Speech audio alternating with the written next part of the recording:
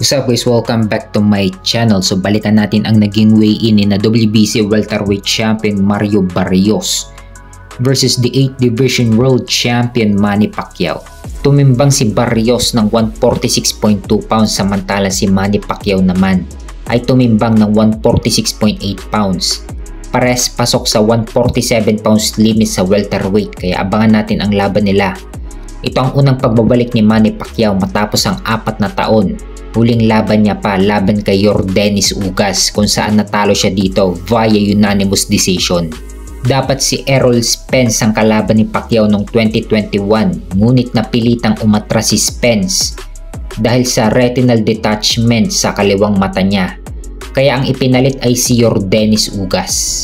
At matapos ang 4 na taon, muling magbabalik si Manny Pacquiao sa professional boxing. Susubukan niyang kunin ang WBC welterweight title ni Mario Barrios, kaya abangan natin ang laban nila.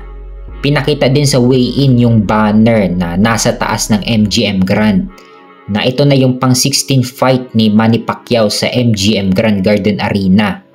Makasaysayan ito at marami ng malalaking laban si Manny Pacquiao na ginanap dito sa MGM Grand. Yung laban ni Pacquiao kay Oscar De La Hoya kung saan panalo dito si Pacquiao via RTD sa round 8. Yung laban din ni Pacquiao kay Ricky Hatton kung saan pinatulog ni Pacquiao si Hatton sa round 2. Yung laban din ni Pacquiao kay Miguel Cotto kung saan panalo dito si Pacquiao via TKO sa round 12. At nakuha ni Pacquiao ang kanyang ika-7 division world champion.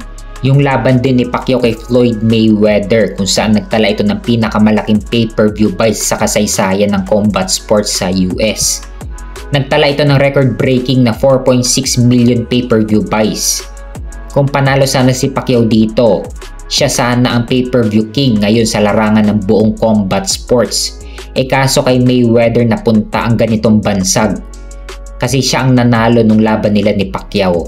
Sumunod dyan ang laban ni Pacquiao kay Keith Thurman na ginanap din sa MGM Grand Garden Arena, kung saan panalo dito si Pacquiao via split decision at gumawa si Pacquiao ng history bilang oldest welterweight champion in history sa edad na 40 years old. So sa laban ni Pacquiao kay Barrios, magawa kaya ni Pacquiao na maging champion at mabura niya ang kanyang sariling record na oldest welterweight champion in history sa edad na 46. Kaya abangan natin yan.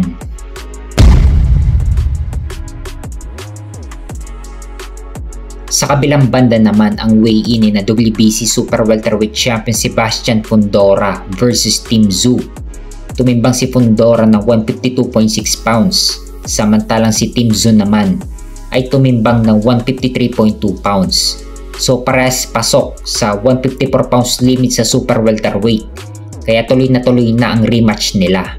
Nakataya dyan ang WBC super welterweight title ni Sebastian Fundora. Nung unang laban nila, naging madugo ang naging bakbakan nila, kung saan dumugo ang ulo ni Tim Tszyu, tinamaan ng siko ni Fundora, at dumugo naman ang ilong ni Fundora, epekto ng mga suntok ni Tim Tszyu. Kaya abangan natin ang laban nila. Makakapaghigante na kaya si Tim Tszyu or pabor pa rin ito kay Fundora?